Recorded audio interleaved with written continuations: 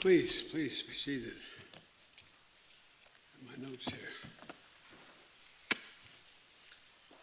Well, good afternoon. If you hear a little noise in the background, it's because I'm supposed to be getting on a helicopter to head to North Carolina, which I'm going to be doing right after this. And the Vice President and I, though, want to lay out what we just settled, at least for the moment, with our friends, the bipartisan group of senators. I said many times before, there's nothing our nation can't do when we decide to do it together, do it as one nation. Today is the latest example of that truth in my view. I'm pleased to report that a bipartisan group of senators, 5 Democrats, 5 Republicans, part of a larger group, has come together and forged an agreement that will create millions of American jobs and modernize our American infrastructure to compete with the rest of the world and own the 21st century. I want to thank them for working together and for raising their ideas and concerns with me and with the Vice President, as well as with our Jobs Cabinet. Secretary Buttigieg is here. Good to see you, Mr. Secretary. Secretary Fudge, Secretary Granholm, Secretary.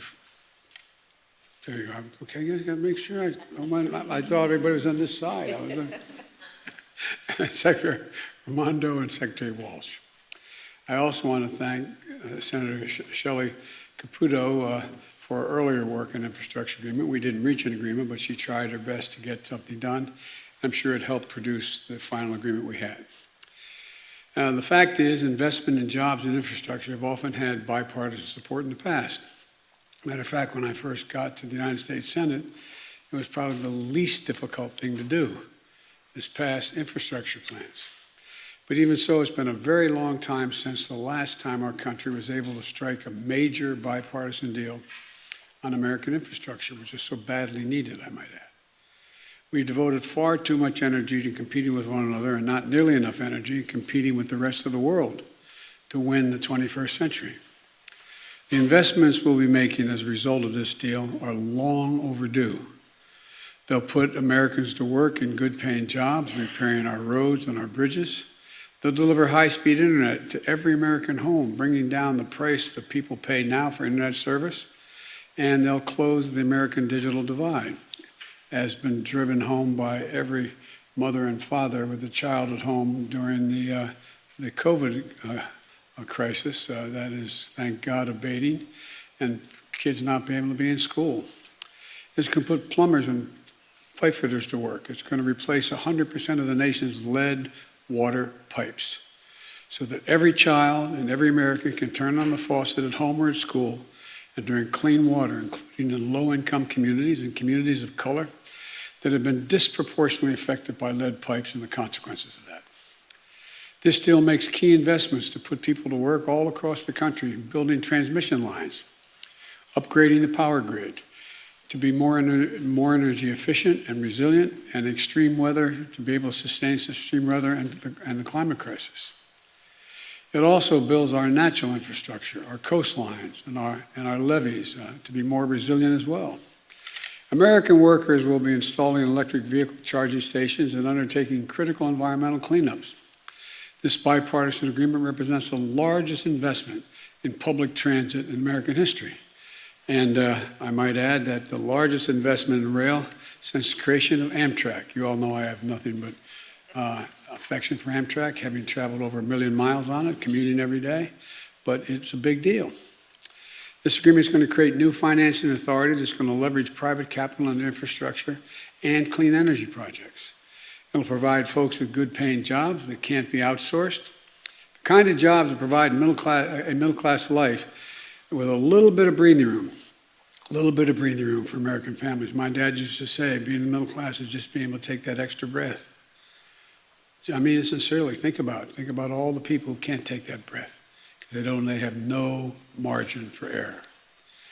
We're going to do it all without raising a cent from earners below $400,000. There's no gas tax increase, no fee on electric vehicles. And the fact is, we're going to help ensure that we make sure that everybody in America is in a position to be able to do what need be done. And so let me be clear, we're in a race with China and the rest of the world for the 21st century. They're not waiting. They're investing tens of billions of dollars across the board, tens of billions. I just came back from Europe, meeting with the G7, as well as with NATO, as well as with the EU, and as well as with Mr. Putin, all separately. There's massive investment going on among the autocrats. One of the underlying questions is, can democracies compete with autocratic enterprises in the 21st century? And this is a big move toward that, being able to compete. We have to move, and we have to move fast. And this agreement signals to the world that we can function, deliver, and do significant things. These investments represent the kind of national effort that throughout our history has literally, not figuratively, literally transformed America and propelled us into the future. The Transcontinental Railroad, the Interstate Highway System, investments that we made together that only our government was in a position to make. Now, we're poised to add a new chapter in that American tradition. Let me be clear. Neither side got everything they wanted in this deal. That's what it means to compromise. And it reflects something important. It reflects consensus. The heart of democracy requires consensus.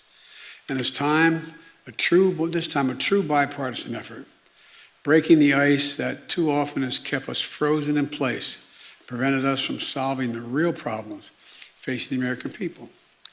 This deal means millions of good-paying jobs and fewer burdens felt at the kitchen table and across the country, and safer and healthier communities. But it also signals to ourselves and to the world that American democracy can deliver. And because of that, it represents an important step forward for our country. I want to be clear about something else. Today is a huge day for one half of my economic agenda, the American Jobs Plan. It delivers clean transportation, clear water and clean water, universal broadband, clean power infrastructure, and environmental resilience. In these areas, invest 2/3 of the resources that I proposed in my American Jobs Plan, 2/3 of what I call for in those areas. But I'm getting to work with Congress right away on the other half of my economic agenda as well, the American Family Plan, to finish the job on child care, education, the caring economy, clean energy and tax cuts for American families, and much more. For me, investment in our physical and human infrastructure are inextricably intertwined. Both make us better off and stronger. The case for these investments is clear. Economists, left, right, and center, independent Wall Street forecasters, they all say that these kinds of public investments mean more jobs, more workers participating in the labor force, higher productivity, and higher growth for our economy over the long run. Both need to get done. I'm going to work closely with Speaker Pelosi and Leader Schumer to make sure that both move through the legislative process promptly and in tandem. Let me emphasize that. And in tandem. We need physical infrastructure, but we also need the human infrastructure as well. They were part of my overall plan. What we agreed on today is what we could agree on, the physical infrastructure. There was no agreement on the rest. We're going to have to do that through the budget process. And we need a fair tax system to pay for it all. I'm not going to rest until both get to my desk. And lastly, I know there are some of my party who discouraged me from seeking an agreement with our Republican colleagues, who said that we should go bigger and go alone. To them, I say this: I've already shown in my young presidency that I'm prepared to do whatever needs to get done to move the country forward. That's what I did with the American Rescue Plan, which is $1.9 trillion. Let me say this. When we can find common ground, though, working across party lines, that is what I will seek to do. The reason why is because the broader support a proposal has in Congress, the stronger its prospects for passage. Working together when we can allows us to make bipartisan process whenever possible without foreclosing the right and the necessity of moving forward on a majority basis when we are at deep odds with one another, so-called reconciliation process. And for the deal being announced today, there's plenty of work ahead to bring this home. It's going to require hard work and collaboration. The committee chairs and the ranking members are going to play a major part. There are going to be disagreements to resolve and more compromise to be forged along the way. But this group of senators and all the American people can be proud today because we've reaffirmed once again we are the United States of America. There's not a single thing beyond our capacity that we aren't able to do when we do it together. I know a lot of you in the press particularly doubt that unity is possible, that anything bipartisan is possible. It's hard, but it's necessary, and it can get done. So I want to thank you all, and God bless you. And now I'll take a few questions before the helicopter leaves without me from the press. Mr. President, what assurances do you have at this point that you have sufficient Democratic support both in the Senate and the House to move both on this bipartisan deal and on the reconciliation package? You always ask me those things. Nobody knows for certain. It's your job, but you know it's not a reasonable question. And the reason I say that, I'm being critical. The idea of my telling you now that I know what every senator, how they're going to vote, is just not, I don't know that. I do know that among the roughly 20 bipartisan groups of senators and senators that I met with, well, only 10 were here today, but that group, that we had an agreement. For example, I talk about, well, why would Biden compromise? Well, when's the last time, if you had asked me whether or not I'd be able to get passenger rail service for $66 billion worth, largest investment ever since Amtrak came about. I asked for 90, got 66 billion. Talk about public transit, $49 billion for public transit. When I raised that before, some of you looked at me like, where have you been, Biden? You've been spending too much in China or something. I haven't been to China. Electric buses, $7.5 billion. I asked for 15. I couldn't get all of it, but we compromised. Electric infrastructure, that is charging stations along the roads. I asked for 15, I got 7.5. These are significant down payments on things that we finally got after the skillful negotiation on the part of my cabinet and my team led by Mr. Ricchetti. And so when you ask me, what guarantee do I have that I have all the votes I need? I don't have any guarantee. But what I do have is a pretty good read over the years of how the Congress and the Senate works. And the idea that we're not going, because someone's not going to be able to get every single thing they want, they're going to vote against some of the things I just named, with nothing in here that's, quote, bad for the environment, bad for the economy, bad for the transportation, is unlikely. But I can't guarantee it. You know that.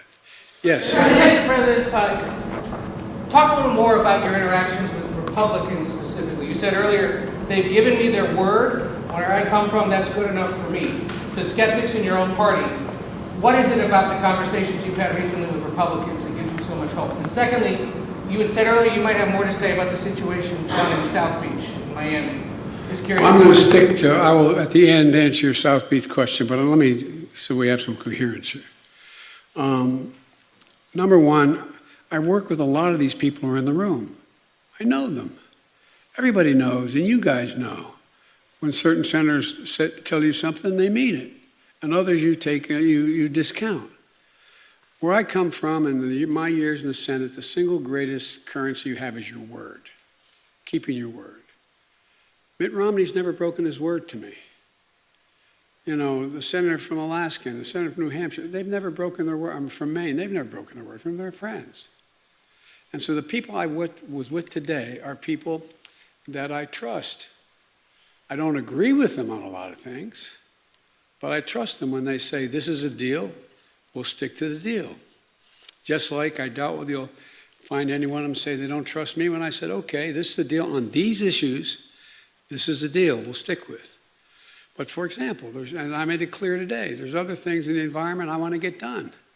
I think we should have the $300 billion tax credit for dealing with the environment.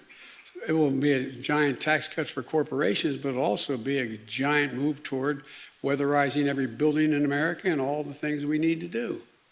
So there's things, and so when I said we agree, I'm not going to go back and renegotiate the Amtrak piece, but I am going to fight for trying to get $300 billion more for tax credits for the environment. That's about the best that I can answer the question. Yes, ma'am. Mr. President, can you answer a question? Thank you so much. My question is on the timeline. There are families who are looking at the family plan and wondering when that help is coming. Can you talk, they said they're going to be promptly and in tandem, but can you say anything more about that? And what does this signal for future deals? There's still things like voting rights and policing reform that are not able to get bipartisan deals. What does this tell you? What have you learned in talking to Republicans about what will happen in the future? Let me take, you asked 3 essay questions, and legitimate questions. We asked 3 of them. The first one related to what again? The first one's on the timeline. When do you think this 2 track? And you said when people are waiting for relief. Yes. I got them $1.9 trillion in relief so far. They're going to be getting checks in the mail that are consequential this week for childcare. A lot has been happened already, number 1. Number 2, I'm going to fight like heck to get them the rest of what I think has to be done. On education, for example. My proposal was in the family plan, early education and free community college. I'm going to fight like the devil to get that done. But it's not going to be with Republican help. I'm going to have to get every Democrat and do it through reconciliation if it gets done. So that's number 1. Yeah, I think, based on my being out in the street and polling data, I think the people who need the help the most trust me to be fighting to get them the help they need. They know who I am and they know my record. With regard to the issue of what about voting rights? Voting rights is maybe the most consequential thing. I think I'm going to be going around the country, spending time making the case to the American people that this just isn't about showing an identification that this is who I am when I vote. This isn't just about whether or not, you can provide water for someone standing in line while they're waiting to vote. This is about who gets to judge whether your vote counted after it's been cast. Think about it. Up to now, every state and the federal government has assumed that there would be officials who were appointed and or elected in states where the election commissioners bound by an oath that they would uphold certain requirements to make sure the vote was honest and fair. What these guys are trying to do now, in rough approximation, is say that if we don't like the way the vote turned out and we control the state legislature, we're going to say the vote didn't count. And we're going to recount. That's never happened before. It's wrong. Who in God's name, as my mother would say, died and left them boss? Your vote has to count when you cast it. There's a lot of ancillary pieces of this legislation I strongly support. I strongly support the idea that if I had my way, there'd be no private contributions to see who gets elected, how much money you raise. If I had my way, and I think it's really important that every election day would be a day off, because people who work certain shifts can't make it to the election. I would make sure there's automatic registration when you turn 18. That's what I think everybody thinks this fight is about. And it's a worthy fight, but it's much more profound than that. It's about saying that the legislature in Georgia could decide, if it's a Republican legislature, on reflection, we don't think that election was fair. We're going to vote to say it didn't count. It's just simply wrong. It's wrong. And in my view, it borders on being immoral. This is the sacred right to vote. As John Lewis said, it is the most important right you have. And so I'm going to be making the case across the country, and as best I can to seize overtime. Mr. President, Mr. President. Mr. President, you said you want both of these measures to come to you in tandem. Did you receive any assurances that that will happen? And how do you anticipate what will you do? I if they control don't that. come to If you? they don't come, I'm not signing. Real simple. So what I expect that in the coming months this summer, before the fiscal year is over, that we will have voted on this bill, as well, the infrastructure bill, as well as voted on the budget resolution. And that's when but if only one comes to me, I'm not, if this is the only thing that comes to me, I'm not signing it. It's in tandem. Mr. President. Do you support then Speaker Pelosi's stated plan to hold the bipartisan deal in the House until the Senate also passes reconciliation? Do you support that sequencing on her part? Yes. But Mr. President, you're Mr. all President. on the same page about the reconciliation package. So by moving forward with this two-track system, are you putting the bipartisan bill in jeopardy? Sure, the bipartisan bill was, look, the bipartisan bill from the very beginning was understood there's going to have to be the second part of it. I'm not just signing the bipartisan bill and forgetting about the rest that I proposed. I proposed a significant piece of legislation in 3 parts. And all 3 parts are equally important. And by the way, my party, everybody tells me what my party is. My party's divided. Well, my party is divided. My party's divided, but my party is also rational. If they can't get every single thing they want, but all that they have in the bill that before them is good, are they going to vote no? I don't think so. Yes. President, are you, 48 hours ago, it seemed like this deal was kind of in a rough place or didn't necessarily have a path forward. What clinched it? What changed the dynamic that you saw? And also, would you be willing to include a debt ceiling increase in either of the 2 vehicles you're talking about? There's probably going to have to be debt ceiling. Whether it's included in either of these bills is not relevant. It depends on what the leadership in the House and Senate thinks how they should proceed, number one. Number two, you notice I didn't have that bleak view you all had. You said 48 hours ago it didn't look good. It looked good to me 48 hours ago. Looked good to our team 48 hours ago. 72 hours ago it looked good too. Wasn't there yet. But you guys know me too well. And I'm going to drive you crazy the next 4 years because I'm going to tell you the truth as I see it. I know the Senate and the House better than most of you know it. I've bet my whole life that's what I've done. Doesn't mean I'm going to turn out to be right all the time. But I'm not going to negotiate with the press while I'm negotiating and privately with my colleagues. And these are really tough decisions, Senator. I don't in any way dismiss what Senator Murphy says about the environment. Don't dismiss it at all. Just remind him, I wrote the bill on the environment. Why would I not be for it? The question is, how much can we get done? And the bottom line is, when all is said and done, does what you agree to preclude forever you getting the things you really want? Well, I'm not for that. I'm not going to vote for one of those deals. Secondly, do you get all of what you wanted and do you come back and fight another day? I've been president about 150 days. I think we've done fairly well so far. Not because of me, but because the way the system works. So it's not, I mean, I know that doesn't answer any of your questions about, can you tell me when, how are you going to do it?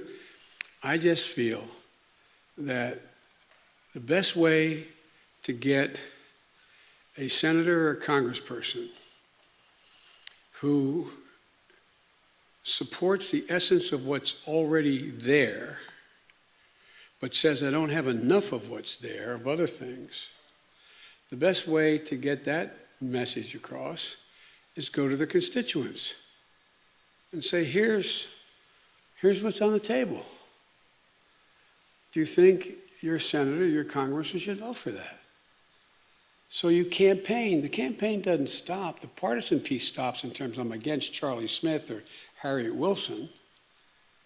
But that doesn't stop.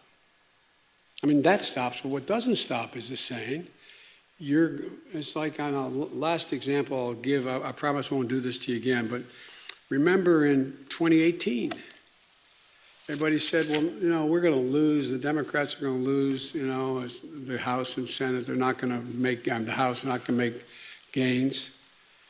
And I went into over 60 congressional districts. I didn't go after the individual congresspersons who were against making sure that we kept the Affordable Care Act. But I went to their constituents and said, the Affordable Care Act is really important. We had a large crowd show up and say, here's why I think you should do it. That's why if I were you, I'd take a look at what Charlie Smith says and Harriet Wilson says. He's for it, she's not, or she's for it, he's not. And guess what? We won, what, 40-some seats? So it's not just convincing this particular congressperson. It's making a rational case, if you can, in their communities why this is important to get done. And I think the fact that I didn't get everything now, at this moment, for example, a lot of our housing pieces didn't get passed. We're coming back at it, though. We're coming back at it. We're going to make the case. And if I make the case to the public at large, the one thing I can say for all of you, you do accurately report what I say. Problem is I disappoint you because I can't answer all your questions and negotiate with you before I negotiate with my colleagues. But I really think the public understands and they're seeing. The proof is in what's happening. It's now projected our economy is going to grow above 7% this year. Projections from Wall Street to the Fed is going to continue to grow. We're going to increase more, and guess what? Remember you were asking me, and I'm not being critical of you all, I really mean this. It was legitimate questions you're asking me. Asking me, well, you know, guess what? Employers can't find workers. I said, yeah, pay them more. This is an employees bargaining chip now. What's happening? They're going to have to compete and start paying hard-working people a decent wage. And by the way, talk of inflation. The overwhelming consensus is going to pop up a little bit and then go back down. No one's talking about this great, you know. So again, if it turns out that what I've done so far, what we've done so far, is a mistake, it's going to show. It's going to show the economy's not going to grow like it wasn't before. People aren't going to have jobs with increased pay like it was before. People are going to be out of work like it was before with no options. Unemployment's going to continue to climb instead of continue to go down. If that happens, then my policies didn't make a lot of sense. But I'm counting on it not. That's why counting on it is working. I've got to get a helicopter. One more. Mr. President, Will you travel to Florida, sir? Can we ask you about Florida, what you've learned and what you Oh, believe yes, I happened? apologize. Yes, thank you, my President. I've spoken with, coincidentally, the mayor of Miami-Dade was in my office yesterday. And I talked to her today, not about that, obviously. And so I had a long discussion with her today. I've also spoken with, we've been in contact with the Congresswoman, Debbie Wasserman Schultz, who has that district. We've gotten in touch with FEMA. They're ready to go. The governor is going to have to, we can't, they're down inspecting what they think is needed. But I'm waiting for the governor to ask for, declare an emergency. And especially as we learn more about what the rest might happen in the rest of the building.